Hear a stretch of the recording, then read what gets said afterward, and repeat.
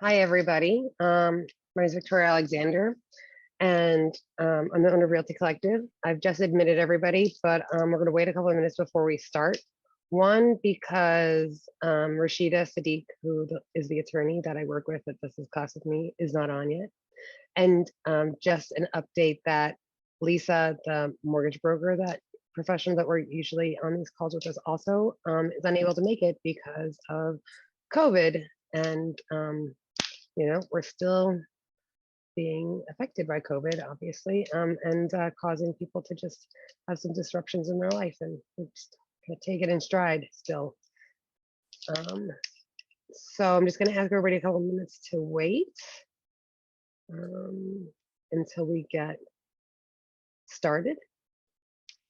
I've been doing this class for 16 out of the 17 years I've owned this company, so I pretty much have it down. So if everybody bails on me, I can handle it alone, but I'm assuming that Rashida, when I talked to her earlier today, said she was going to make it. Hoping she just remembers it's at 5 and not 5:30.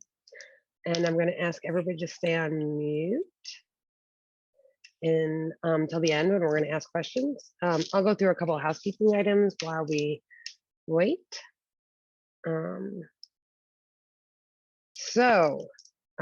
This presentation is going to be about 30 to 45 minutes.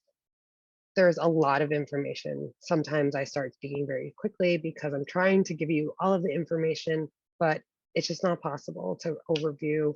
This is a short overview of the process. We are going to give you our home buying handbook in an email after this class, a recording of this class, or we might do one from a previous class that will have Lisa on it that can go over some important financial questions that I am not an expert in. I can answer them, but she's really the expert and should be speaking to them.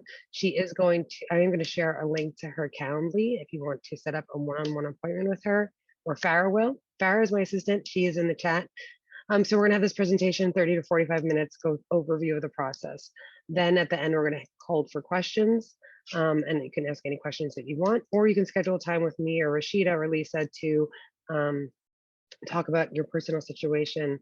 And even if you're 5 years out, 5 months out, 5 days out, always happy to jump on a call and talk about what you should be thinking about and getting you ready, because this is a journey, this is a marathon. You are not going to be figuring it all out and buying a house in a week. And maybe that doesn't even happen in a rental anymore these days, because the rental market's pretty crazy. Does anybody, you can raise your hand in the little thing on the bottom, doing rentals also right now and seeing how crazy things are.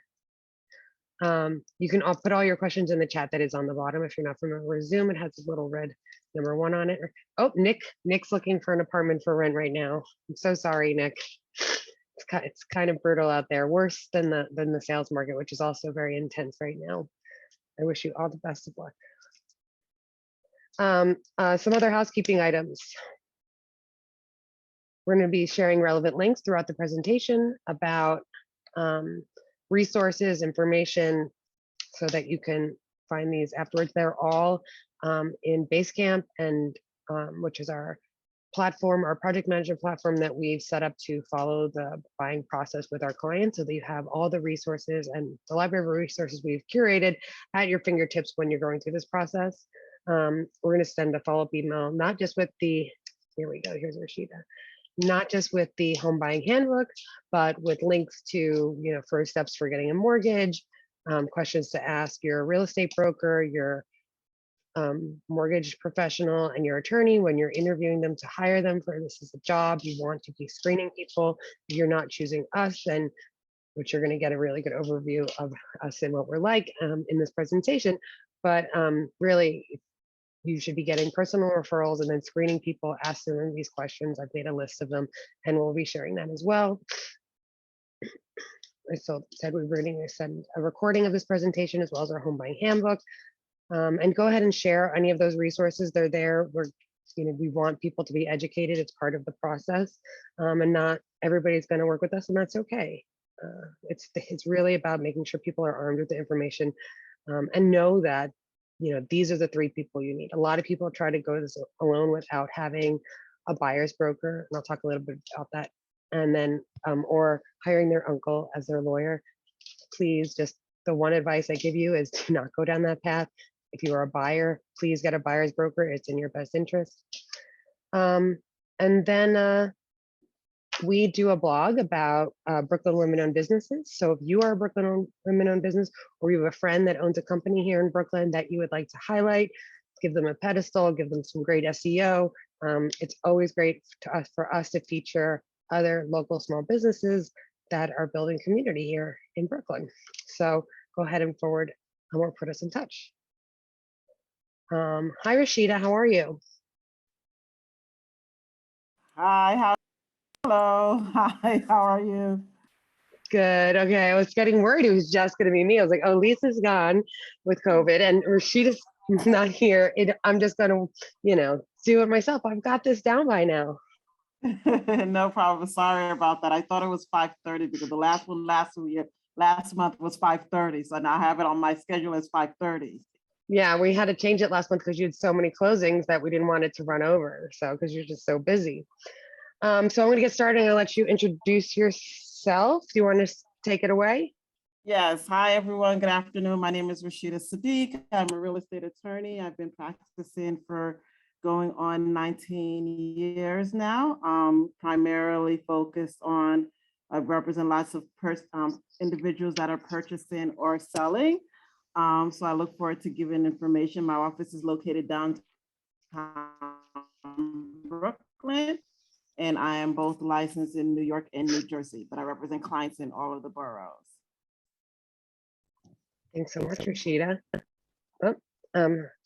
So I'm Victoria Alexander. I'm the owner of Realty Collective, a boutique real estate firm I started 17 years ago to defy the stereotypes associated with real estate brokers. Pretty sure you guys are aware of those stereotypes. Don't need to lay them out for you. I'm a matchmaker, a therapist, a coach, whatever it takes to help people and guide them through this process to home ownership here in Brooklyn. It is an emotional roller coaster. And so having a guide and coach through this process is imperative to make sure that you do not get in your own way, that you don't make any missteps, because you need that seasoned expert with industry expert who's done this countless times with other people to make sure that you are armed with the most information to prepare you and get you to the closing table. I've owned Realty Collective for 17 years. I've probably been doing real estate for about 20 years. And then I think that this is what I was touching on earlier, is that my services come as no cost to buyers. I'm paid by the seller, that those costs are baked into the seller's closing costs.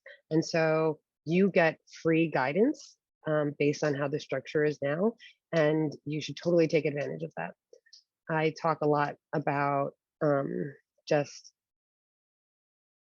the tricks of the internet. Zillow, StreetEasy you can advertise, you have your name on other people's listings. You're not necessarily calling the seller's broker. They are there to try to get your business, and you should be making an educated, well-informed decision on who you want to work with, not because Zillow picked somebody for you or StreetEasy picked somebody for you. And StreetEasy is owned by Zillow, just so you know.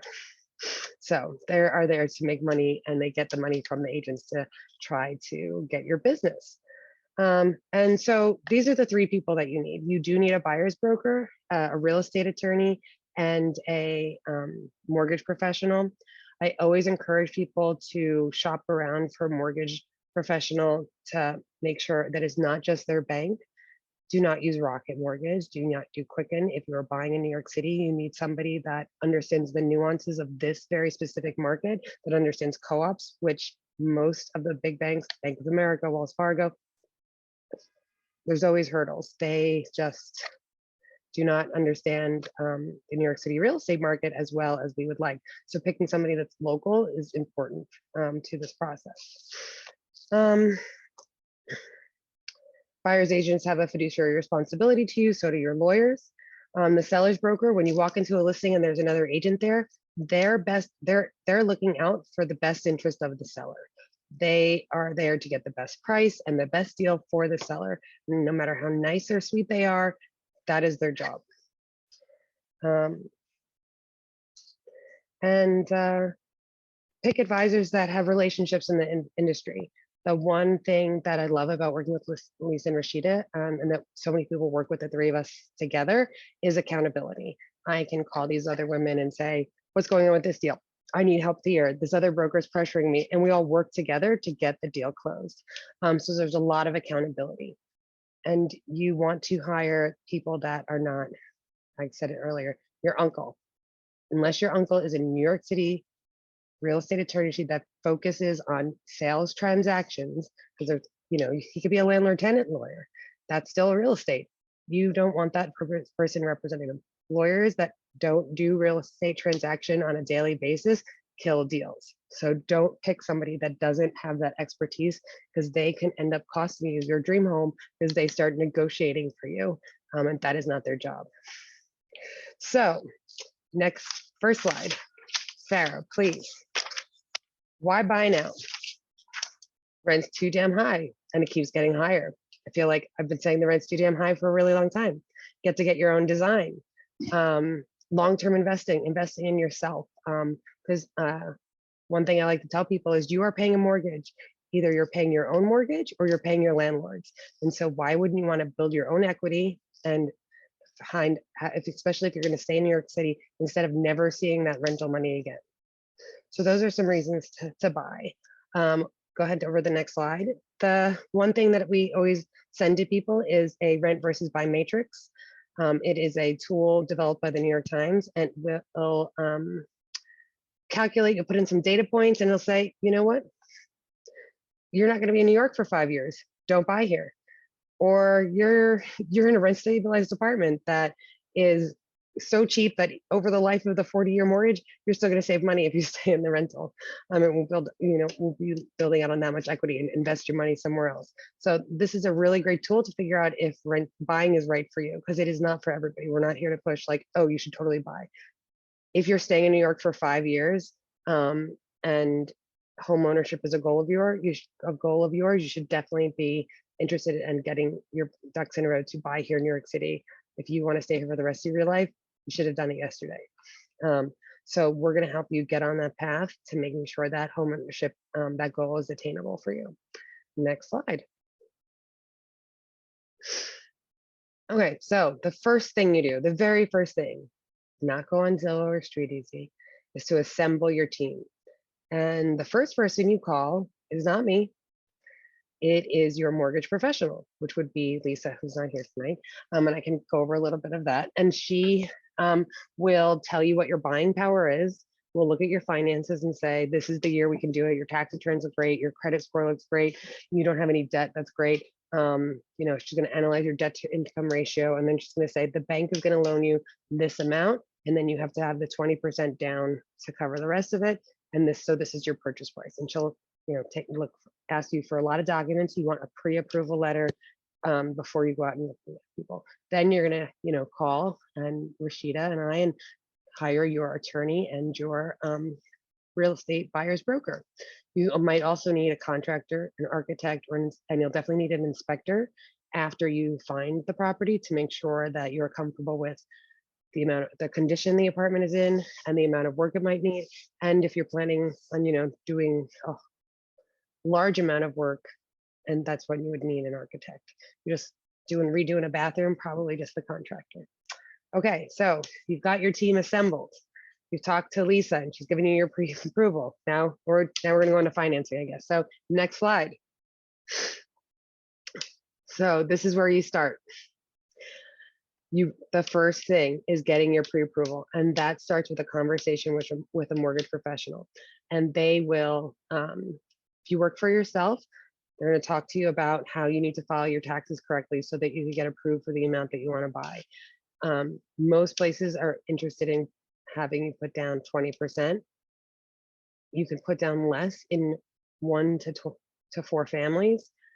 Co-ops and condos, it's really rare that there are a small amount of properties that do take less than 20%, but I would say that it is challenging, to say the least.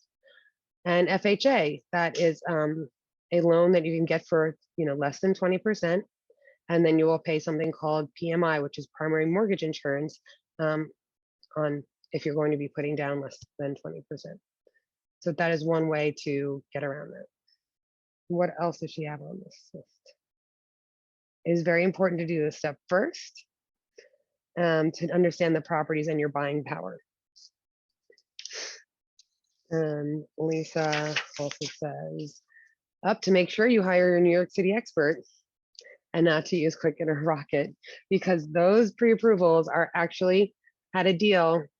I think it was with you, Rashida, where they were like, we'll take it, but we need you to get pre-approved by another bank because we don't trust Rocket or Quicken pre-approvals because they're actually aren't going to close a deal. And it's unfortunately, Rocket's gotten that reputation with all the layoffs and other things happening that they just are not the financial fintech company that they had hoped to be. So now that you have gotten a pre-approval and you know what your buying power is and you're ready to start going to look at properties, you need to do a couple things. Think about a couple things when you start setting up your search criteria. And that is, how long do you plan on living there? If you're really crunched for time, you might not want to pick a co-op because you might not be able to rent it out in the future. They have a lot of them have rules and regulations around renting out. What your budget is. Are you going to be able to grow into this apartment? Does school district matter to you? Does your commute matter? Are you going to change jobs in the near future so your commute will change? Do you want to be by a park? Do you want to be in new construction? Or do you want to be in an older brownstone with lots of character and detail, but probably not a lot of amenities? Do you want a doorman? The timing is up to you. Is it 1 to 3 months or is it 5 years? How long are you going to, do you need to buy, how fast do you need to buy this property? And budget, do you want to spend a lot up front and have a really low monthly maintenance, monthly expense? Or are you okay with having a large monthly maintenance and trying to put down less because you just want to get into that dream apartment? So those are the things that you're going to start thinking about: your timing, your budget, your family, your lifestyle. How is this going to impact your quality of life? Hopefully it's going to improve it. Farah's going to give you a link to a couple types of housing that you might see in New York City. And think about the type of home. So co-ops versus condos. I'm not sure if everybody, it's hard to go into all of the details of these things, but that's going to change. Like if you want a doorman, you probably want to be in a co-op. If you want a co-op, there's only a handful of neighborhoods that have co-ops, and that's Brooklyn Heights, Prospect Heights. Who else has co-ops? Where are more Park Slope? Some of the bigger buildings in Park Slope would have to be a larger pre-war building that have a doorman. Probably has, more than 20 units in it. Were you going to say something, Rashida? I was going to say, also for co-ops, you'll see them sometimes in Flatbush, Prospect, Lefferts Gardens area, yep. Also in not Marine, around East, not East New York, but East Flatbush. They have some bigger co-ops like Kings Village. Yeah, Kings Village. Well. Yeah. We've done some deals over there. So just thinking about that, if those are the sort of building typologies that I'm looking for, you want a doorman, you want a co-op. Co-op's usually cheaper, but they have higher maintenance because the taxes are included in the maintenance, unlike condos. And then, but if you want brand new construction, all brand new construction is usually condos. So that gives you a little bit more flexibility on renting out. Co-ops don't have so much flexibility, and they have rules around dogs, and you have to get your renovation pre-approved. A lot of those constraints. Co-ops have closing costs of 1 to 3%, and condos around 3 to 5%. New construction can be way higher than that, especially if there are the transfer taxes that a lot of developers push onto buyers. And sellers have a closing cost of about usually 8%.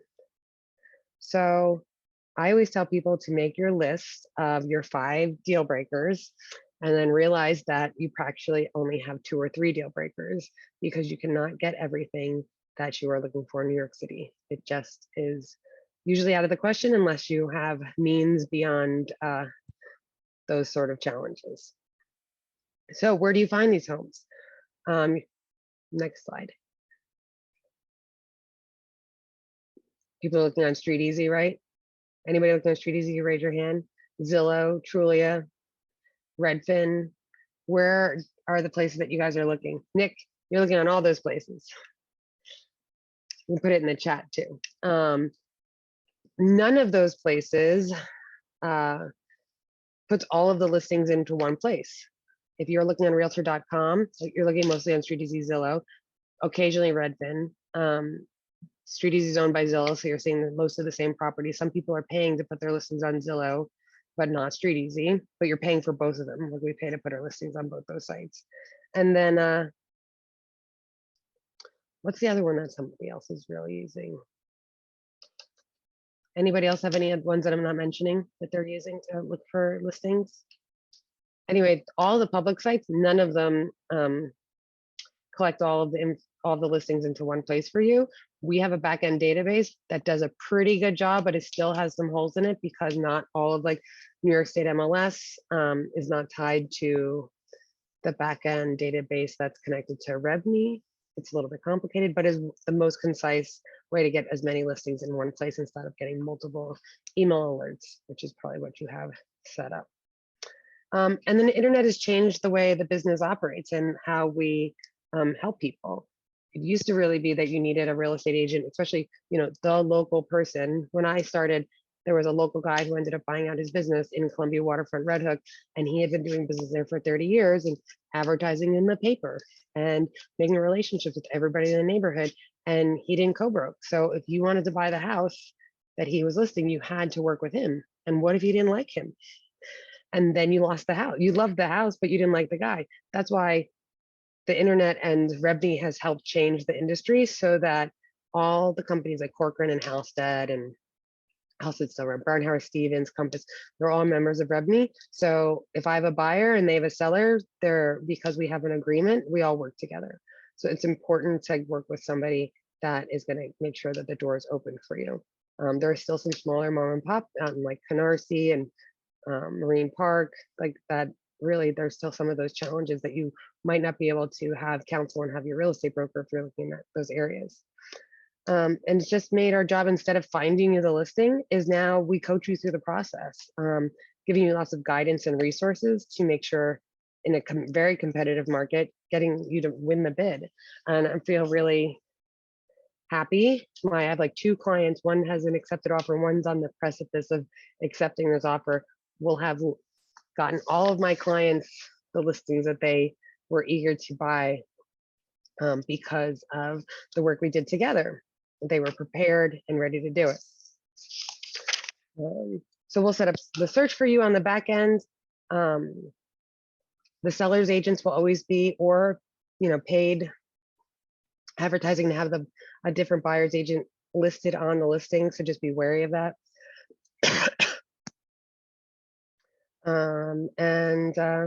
You want to work with somebody to make a competitive offer strategy to win you the bid. That's one of the most important things that you do with your broker, is be like, if we do this, or if we do that, this is the outcome. These are the ways that we should position ourselves so that we're going to get this. We're going to use this language in our offers to make sure that if somebody outbids us by $1,000, that we have the opportunity to adjust our offer and not lose the property. And there are ways to do that, surprisingly. And Farah's gonna, I think, send a link in the chat right now with the condo versus co-op personality quiz to see which property is correct for you. So making an offer, we found the property, walked into a Prospect Lefferts co-op. It was dreamy, it had lots of original detail, and there was 30 other people in the apartment at the open house, the first open house that they had last Sunday. What are you doing on Sunday night?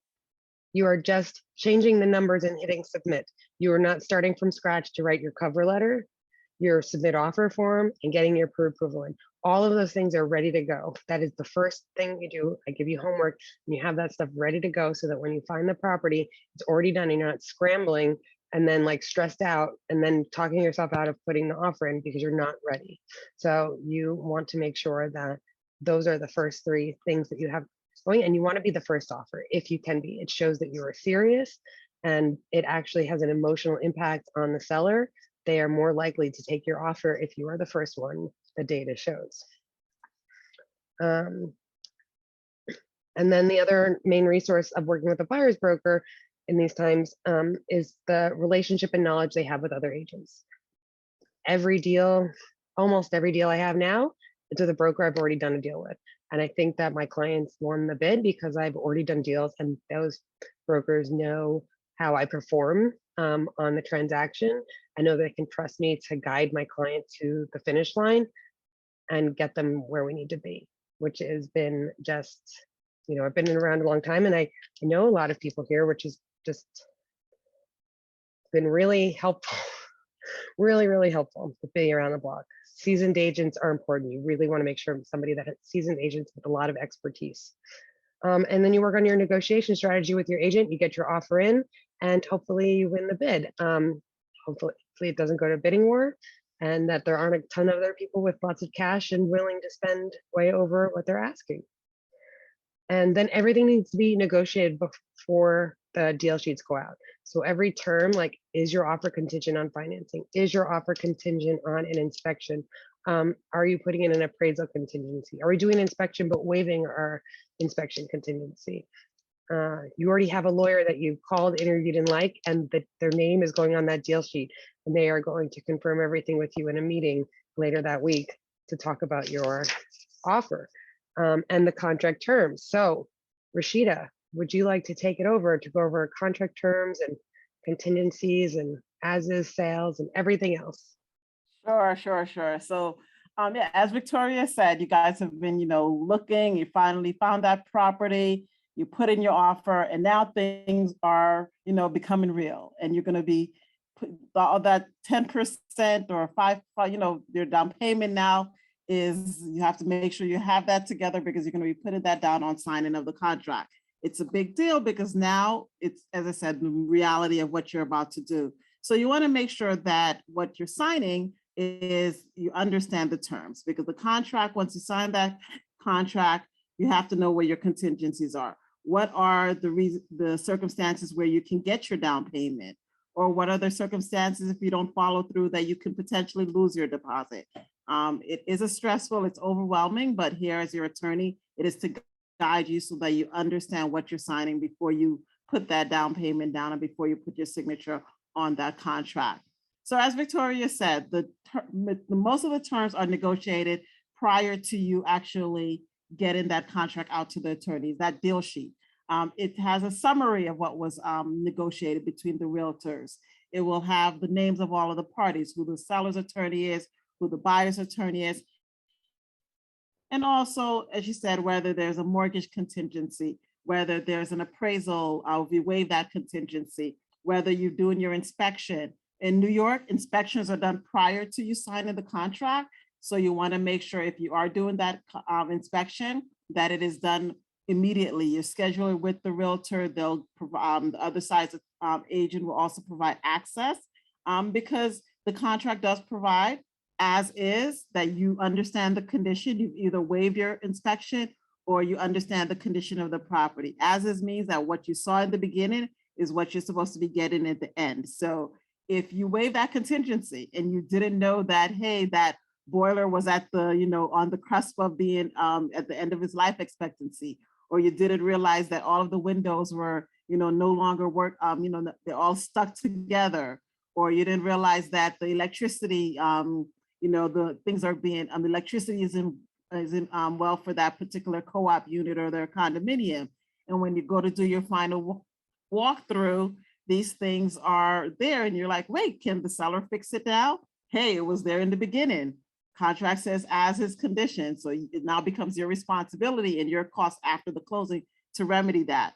But if you do your inspection before you sign the contract, then you understand what that as is condition is. And you can go back and maybe negotiate for the seller to take some of, do some of the repairs, or you can negotiate for a credit or a reduction in the price. Or if there's no negotiation, then at least you understand what that as is means, and you can budget for, okay, I'm gonna have to redo the roof, or I'm gonna have to redo the windows, or I'm gonna have to, upgrade the electrical or the plumbing. So now you can budget for that. So that's why it's very important that you do your inspection. I would not advise that you don't do an inspection or waive a contingency, go into a contract without doing an inspection unless you're you are an architect and you're doing a gut renovation. And even on that circumstance, I still say do that inspection because you want to understand what you're getting into. So that comes in prior to you signing the contract, whether it's a co-op or a condo or a house. The contract terms are typically, there's 2 contingencies in a contract and there's 3 if you're buying a co-op. So for a house or a condo, the main contingency, and for a co-op as well, the main contingencies are a mortgage. Are you getting a mortgage? The contract will have a time period for you to get that mortgage, typically 30 to 45 days. If you're not able to get the mortgage, you have a right to cancel the contract and get the return of your deposit. Very important. Part of that mortgage contingency typically is that the appraisal, the property has to appraise because the bank also has to approve the value of the property and give you your mortgage based on that appraisal value. Now, things in the market, depends on the market, people may waive that appraisal contingency. If you are going to waive that appraisal contingency, then you have to understand what that means. Do you have the extra funds to come up with the difference if it doesn't appraise?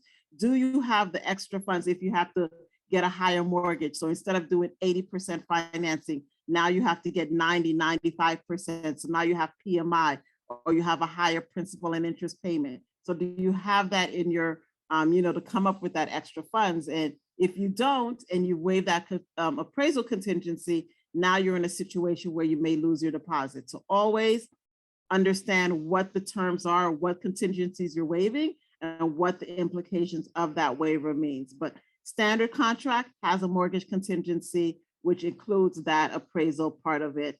And as I said, if you're not able to get the mortgage, then you have a right to cancel the contract within that time period. The second contingency, which are in all of the contracts, is either whether it's a title or what we call a lien search for a co-op. Basically, the seller has to give you good ownership of that property. So that means the seller, there's no judgments on the property, there's no liens on the property. If there is, the seller has to pay it out off at closing to make sure that you are actually going to be the rightful owner of that property. So that's part of all of the contracts. That's typically never waived because the seller cannot sell you or give you ownership of something that they don't have rightful ownership for. So you'll see those 2 main provisions in your contracts, whether it's a co-op or a condo, mortgage contingency, title slash lien search provisions in there. If you're looking at a co-op, then the third contingency or the third major aspect is the board approval of the co-op. That typically happens after you get your mortgage. You have to submit an application to the board. And if they don't approve you, you have a right to cancel the contract and get the return of your deposit. Hopefully they do approve you and everything goes well, but you want to also understand that it has to be unconditional approval. Or if you're putting in things like you're going to get a guarantor or you're going to put money in escrow, you want to see if those terms are in your deal sheet or whether that's in the contract of sale. Otherwise, unconditional approval by the co-op. If they don't, the return of your deposit and you get the return of your deposit. If it's a condo, in New York, condos have what we call as a right of first refusal. They typically have the right to purchase that condominium unit from a seller, or the seller has the right to sell it to the buyer.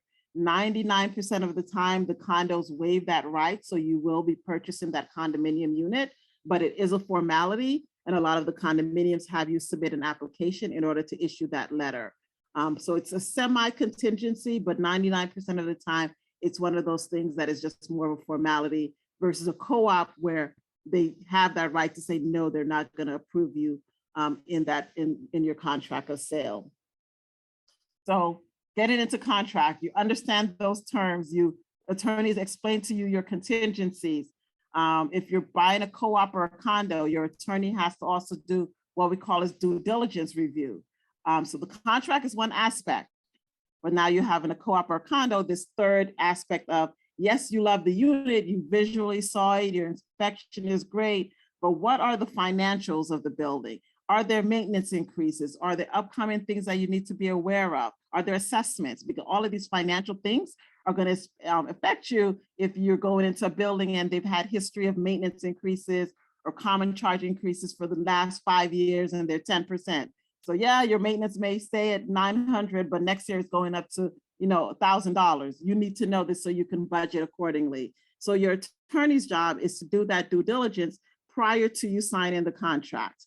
A lot of that due diligence, we rely on the management company. Victoria knows this, and it's the bane of every attorney's existence, especially mine right now, is getting management agents to respond to my questions and getting it done timely, because the management companies are, hey, you're just another drop in the bucket. We understand you have to get into contract, but we're going to respond to you on your own, on our timetable, and we're trying to get you into contract. And we can't tell you to sign a contract until we finish our due diligence, because unfortunately, some things do come up in due diligence. I had one recently where it turned out that it was a small co-op building and the treasurer was embezzling.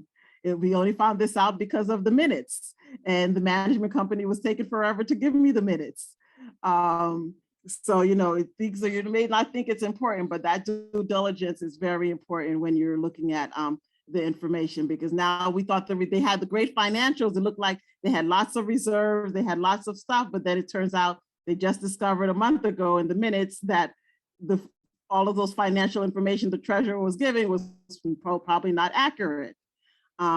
So part of that due diligence is reviewing the minutes, and it's a very part before you get into contract. And at least you know what's going on, and so you're aware of the circumstances. So even if you decide to proceed, you can budget accordingly. You can make the steps accordingly to go, because yes, you still love the property, you love the building, you love the neighborhood. You've been looking at it for years or months, and you can proceed.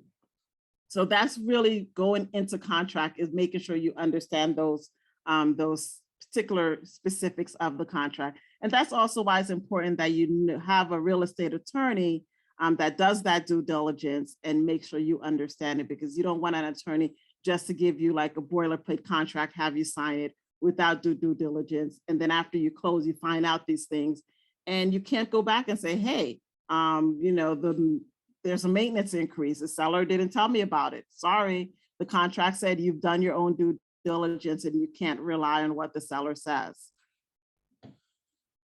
Wow. So next. That's new there, the embezzling. Wow. Yeah, I mean, there's other, that's wild. It's very surprising. I mean, it's always interesting. I like reviewing minutes because it's always kind of gives you a little bit of the culture of the buildings as well. And you The see, drama, the hopefully you get the, gossip. like boring. Yeah, you get the boring one. Okay, the typical repairs, noisy neighbors, this thing. So you at least but then you get those situations where, okay, they have like pending assessments coming up and they're still trying to figure it out, or They can't get rid of the roaches. Everybody on the top floor is having water poured into their apartment, and you guys are gonna have to redo the roof. Like all of these things preparing. So you do the research to understand like what you're getting into, because you are partners in crime with everybody else in the building. So it's really important. You're investing in a joint venture together, and you have never met any of these people. So. For a house, the due diligence is really, your attorney can look up see if there's any violations, the certificate of occupancy. And of course you do your inspection, but at least the house is yours and you can do what you decide to do. If you decide you're going to do renovations or, get the permits and things like that. But there's also a little bit of due diligence that an attorney does, but mainly of that comes after you get into contract. So once the due diligence is done and the contracts are signed, you are in contract and you put down usually 10% on the contract, right, Rashida? Yes, typically 10%. It can be lower than that. Sometimes, as I said, it can be 5% if you're doing, if you're buying a house and you have like FHA kind of loans, it can be probably 3.5%, but your standard is a 10% signing on contract, the balance due at closing. So that's when You sign the contract, then the seller signs the contract, and then you have a fully executed contract. And the first thing we want to do is get that to your mortgage professional, and that is usually Lisa. She can then order the appraisal right away and start working on all of the documents she needs to collect from you so you can get to underwriting. For co-ops, we cannot submit your co-op board application without your commitment letter. So it is important that we get everything to the bank as soon as possible. Everybody wants to work on their co-op application like right away. Nope, the first thing you need to do is make sure the bank has everything that they need. And if the bank is not, if the management company is not responding, Lisa lets me know, so that if it's my listing, I call and harass, and my assistant calls and harasses the management company to perform, and the seller then can sometimes call and start harassing to get sure that the information moves quickly as possible, so there's no delays in the financing part, because we need that commitment letter to then submit your co-op application, and that's one of the biggest lifts for co-ops, and that's something we assemble with you. It is a lot of personal information. It's going to feel very invasive, but it's just the normal thing that a building now wants to look at everything and a little bit more than usually the bank does. So just be prepared for having to show all of your cards, every little single hidden thing to them, and we beautifully assemble and submit it, and then we schedule the co-op interview as soon as the co-op is ready, because it's all up to them. We have no leverage on when they meet, when they're going to meet with you. If it's going to be on Zoom, it's going to be in person. They're going to sort of determine what the scenario is. So now that you're in contract, so Lisa's going to do, and the bank's going to do that, get all that information. And Rashida, what are you doing at this time? So once you go into contract, I normally send out an email with your deadline. So your first one would be a mortgage contingency, as Victoria has said, typically 30 to 45 days. Lisa, if your loan officer is working behind the scenes to get the appraisal done. I'm also at the same time ordering what we call the lien search or the title search, depending on the type of property. Because once again, that other part of the contract, which I mentioned, is that the seller has a right to sell you the property and there's no mortgages or liens or judgments. And if there is, they have to be paid off at closing. For a co-op, the lien search typically takes 48 hours. For a house and a condo, it's a title search, and that can take anywhere from about 2 weeks. If you're depending on what county it is, it can be up to 3 weeks, because they actually have to physically sometimes go down, pull the deed, pull the building department of records. So that typically happens simultaneously as you're getting the mortgage. So a lot of things are happening behind the scenes during this kind of, once you get into contract within that 45-day period of getting your mortgage. Because also your bank has to get a copy of that lien search and also that title search, because the bank also wants to make sure that there's no issues with the ownership of the property as well. And then timing wise, I know we're in contract, so it's very important to understand 45 typically days is for you to get your mortgage. Your application to the co-op is typically due 5 business days after you get your mortgage commitment. So you are working on that simultaneously as you get in your mortgage stuff together. And then the closing is typically on or about 60 days from when you get into contract, and typically longer for a co-op.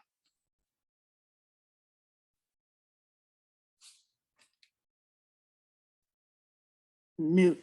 Yeah, I got it. Someone was just asking me a great question, which was, when does the appraisal happens after contract signing? The inspection happens before contract signing. The appraisal is done by the bank to make sure that they're evaluating the value of the apartment so that they are making a good investment. You are buying something that's $1 million and you're paying over for it because you just want it that bad. The bank's going to look at it and evaluate it and say, you know what, compared to everything else that's selling out there, this is only really valued at $900,000. We can only give you a loan of 80% of the $900,000. And that's before what Rashid and I were discussing about the appraisal contingency. You would have to come up with that $100,000 difference. So the appraisal really just is making sure, the bank is making sure that what you're buying is worth what you're paying for it.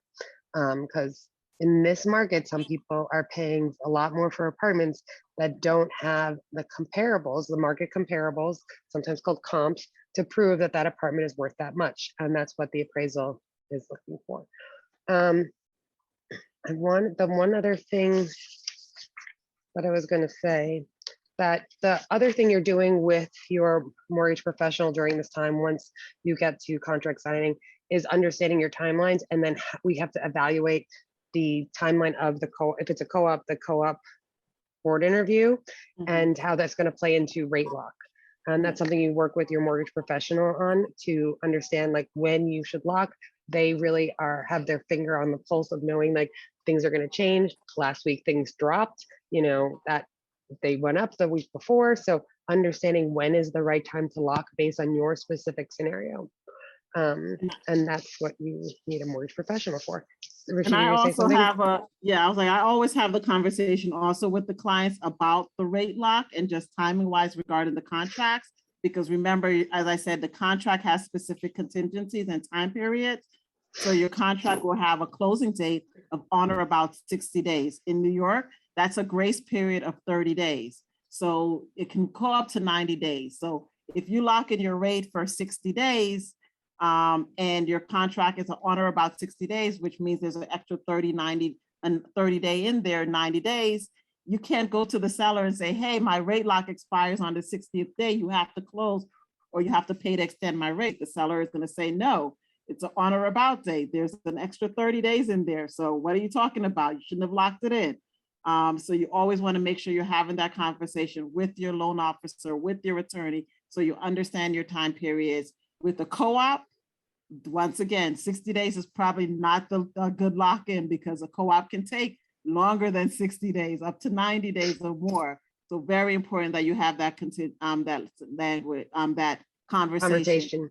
And then to understand is that if you have to pay, so you have that in, okay, I may have to get a first two, maybe an extension for free, but then what happens after that? It may be worth it to you to get to lock it in and keep the lower rate, or it may be, let's hold off and see where it is. Yeah, depending on the amount to keep the locks, it might be in your benefit to just pay the extension. Because otherwise, if you let go of the lock, you then have to wait 30 days again till you relock, and that will delay your closing by 30 days. So it is a little bit complicated, and that's why you don't want to lock too soon. And that's why you need a strategy, and your experts here advising you along the way to make sure you're not making any missteps by costing yourself a lot of money that you could have avoided if we analyze the timeline together. So we're done with contracts, we're in contracts, and then everything looks great. You've done the survey, you've done the title, everything came back great, and the bank's given the clear to close, which is what we all wait for. Then that triggers scheduling the closing. And Rashida likes to call it the circus act. So do you want to talk about the being in ringlings? Yes, so that clearance to close, so that time frame of that on or about 60 days. So now you've got your commitment. The bank has already crossed their T's, dotted their I's, and now everything's good. You've been approved by the co-op, and now we've given the official approval from the management company that we can proceed to actually schedule your closing. I check with your loan officer. Is the bank ready as well? Yes, the bank is ready. The co-op is ready, or the condo association is ready if you're buying a co-op or a condo. And then we can proceed to actually scheduling with all of the parties. Now imagine we're back to in-person closings.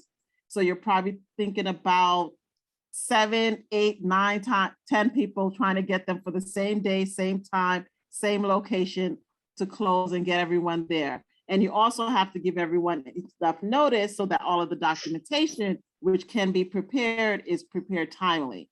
For a co-op, some management companies, they won't even schedule the closing, even if you're approved, until they physically get back the closing documents from the co-op signed. So that can be another 2 or 3 weeks. Well, 2 weeks, typically for some co-op buildings. For a house, you have less people to kind of coordinate with. It's mainly the bank, your bank attorney, your seller's attorney, and the parties. But even with that, you still want to make sure the bank attorney has enough time to get the adjustments and payoffs and things that they need to get final numbers are. So typically you're scheduling, you're looking to close. It's after about, I would say at minimum, you want to give the attorneys and everyone a week from when you get that bank clearance to get everything done, because they have disclosures. A lot of it is done behind the scenes, and we have to get out certain disclosures before the, so that you actually can close on that particular day.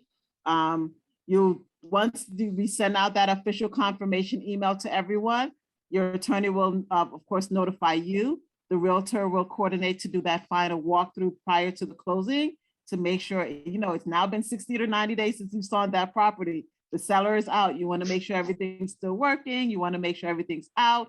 And that's what your agent will do, is go with you to that walkthrough, schedule that walkthrough, which is done prior to the closing. My preference is that you don't do it the morning of the closing, because something comes up. Your attorney is not a contractor. Your attorney is not an electrician. So your attorney will not be able to tell you it's going to cost you $5,000 to fix this. So you need to give them enough time to kind of get estimates and stuff like that.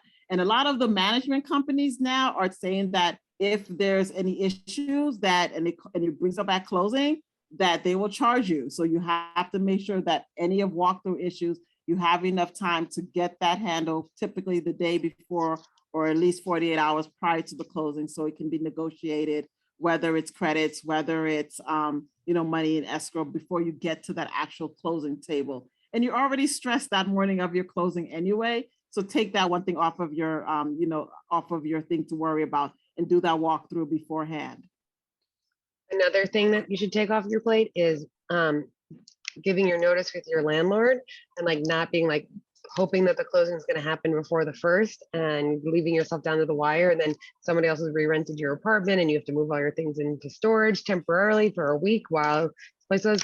Make sure you're talking to everybody on your team, understanding what the timeline structure is, so that you're not cutting it close and you're not putting yourself in a position where you possibly have nowhere to go because there was a delay that you did not account for and weren't prepared for. So that's one of the biggest, like, people put a lot of stress on themselves because of their leases that they need to get out of at the end of their timeline from becoming a renter to a buyer.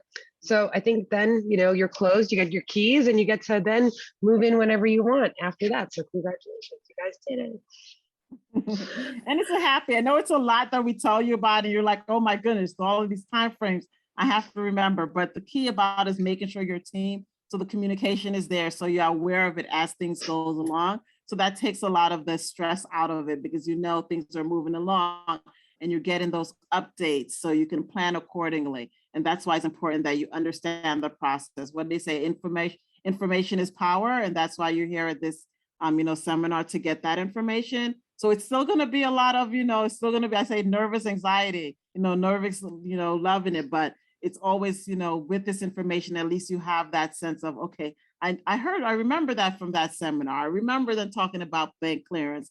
I remember them talking about the mortgage, contingency, and, putting in my offer and what to expect. And that's why, working with Realty Collective myself, we offer, a library of resources. I've organized them in Basecamp based on what you are in the process. So if you are, interviewing everybody, like I said, I'm going to send you that list of questions.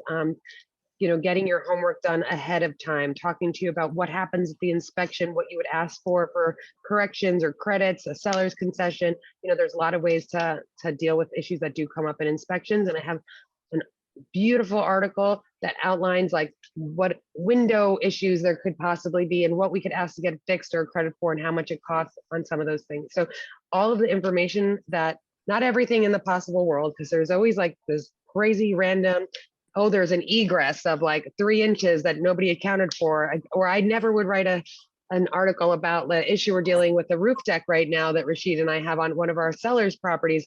Just never had to deal with it in the 17 years I've been doing this, that it says in the offering plan that a unit has the whole roof deck, but they thought they only had half of it the whole time they've lived in this apartment. So there's always these small things that we can account for, but there is so much we can account for in this process. And that's why I've made this library of resources for people.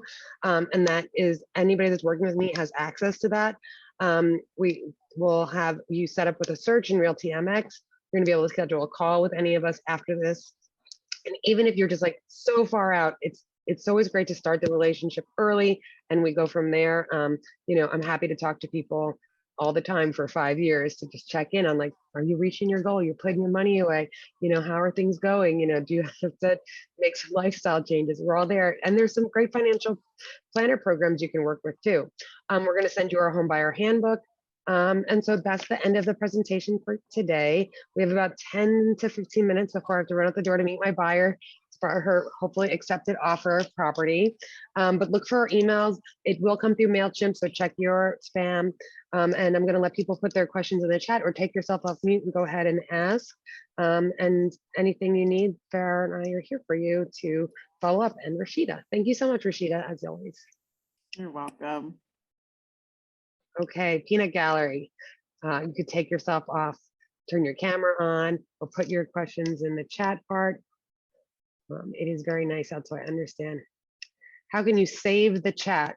We can save the chat, and Margaret Green, Farah, take a note to send the chat to Margaret. But all of the stuff is all the links that we put in here, they're all accessible to you in the email that we'll send. If there's something specific for Maria.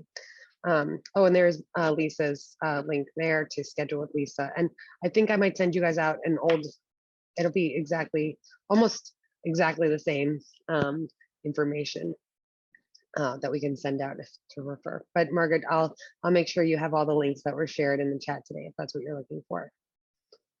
Do you have information for 10 sellers on your site as well? Oh, yes. We do a selling workshop. Rashida and Tina have done the last two, and I can send you a link. I will take a note for Chandra. Is that how I say your name? I want to say correctly, to a link to that, and I can follow up and you can do a call with Rashida and Tina about selling if that's something that you're interested in. We also have a seller's guidebook that we have. It is not as impressive as the buying one because buyers just need to have access to so much more information than sellers, but it has a lot of great resources and like where to start. But I do have Tina who does our selling workshop that I can send you the video. Farah will take a note to do that and connect you with Tina. Other questions? If you're dropping off, thank you so much for joining. Okay, if there's no, oh, Margaret's hand is up. Did you mean I could take yourself off mute? There you Hi, go. Hi. I own a home in Long Island, Okay. and pretty soon I would probably need to sell it. Okay. But I'm not Oh, sure. you're in good hands with Rashida. She does Long Island. Okay, I'm not sure where I would What? be moving Where? to. What town are you in? I'm in Uniondale. Okay. My family, my mom and my grandparents still live out in Westbury. My aunts are in Smithtown. So, and I used to have a house out in the North Fork. So, pretty familiar with Long Island. I can recommend a real estate agent for you if you don't have somebody you already like out there. I'm really just dipping my toes into this right now because I know I need to like have a, what do you call it, an appraisal done. No, No, that's no, that's not the first thing I would do. no. The first thing I would do is think of an exit strategy. Like where, if you sell this house, where are you going? Exactly. So that's the first thing to start percolating on. Then I can send you a list of 3 recommended real estate agents that I've worked with in the past. And then you will call and you will interview them. You want them to be familiar with Uniondale and the type of buyers that they might have some of the type of buyers that would buy your property. And you'll interview them and you'll pick the person that you think you feel the most comfortable with. Fair warning, do not pick the person based on who will sell your house for the most amount of money.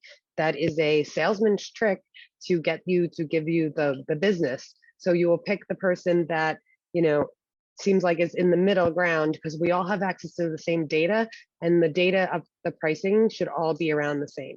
So don't make that misstep. It's happened to a lot of people I've worked with in the past. So I'm happy to follow up with you and give you some. It wouldn't be me because Uniondale's, you know, I would work with buyers out in Long Island because they can do a lot of the searching themselves and then it's just the negotiating and the hand holding. But really you need somebody that is an expert in that area for sales. Okay. You know what, I was thinking about appraisal because what if I was to take out a HELOC, that would be something I would have to do first, right? And have to have it done, an appraisal done first. If you wanted to take out a HELOC, Right. the home equity line of credit. They usually do that. Rashida, do you want to step in? I saw you unmute Yeah. yourself. I'm assuming you're meaning that you want to take out the HELOC so that you'll have funds for when you look, if you're looking to purchase something else, so you're going to pull out the equity for Right. that? Okay, so then in that case, you want to speak with the loan officer, because then they can tell you, okay, what's the turnaround time for me doing basically a cash out refinance where you're pulling out the equity in your property in order to use it for another purchase for something like that. But then you also want to have if you're going to be looking at purchasing, how is that going to affect you in regards to your purchase and your credit and things like that? So you would want to, whether it's Lisa, maybe you can, reach out to Lisa and she can walk you through it, because you're one of those people that are going to be buying and selling at the same time. So you're basically looking your fund, I call them, where you say cash, you have all your funds tied up in your property, but you need liquid assets also in order to purchase. So that's typically where you're looking to get that equity. You have the equity and you need that to pull it out to get for the down payment for your purchase transaction. Right. And so the mortgage professional will guide you through that, and they handle the appraisal part of it. Yeah, Oh, You wouldn't get an independent appraisal. You would want the Yeah. appraisal to be done through the bank. correct. okay. All right, thank you. I hope You're that was welcome. helpful. Other questions before we sign off? Anybody else? Up, yep. Everybody's just saying thank you. You're welcome. Would you have any good resources for first-time homebuyers? Yes, tons of resources for first-time homebuyers. That's what we specialize in. Like I said, we have our home buying handbook and the Basecamp platform that we work with buyers on. So you'll be getting some email with some of those links. Okay, well, so if that's it on the questions, everybody go outside and enjoy this beautiful weather. I heard it's gonna be 90 by Friday, so summer is Thank here. you. We've been asking for it. It's finally here. Thank you guys, everybody. Please reach out if you need anything, and we'll be following up with some emails. Have a good night. Thank you. Good night, everyone. Good night.